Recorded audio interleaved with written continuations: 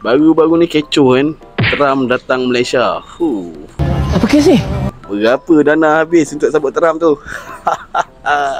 Tapi persoalannya kat sini, apa tujuan dia datang kat Malaysia sebenarnya? Bila orang luar datang, mula rasa nak bangga, mula rasa nak gah.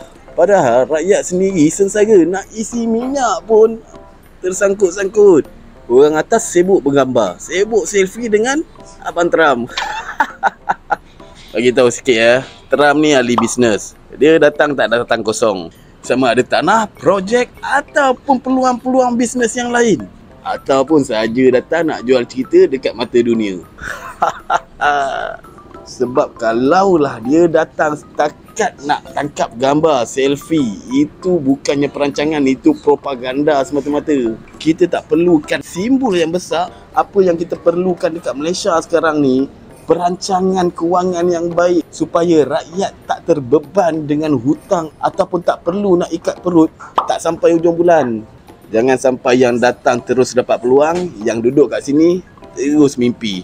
Sultan Banker, pinjam macam bos, bayar macam pro, hidup macam Sultan. Assalamualaikum.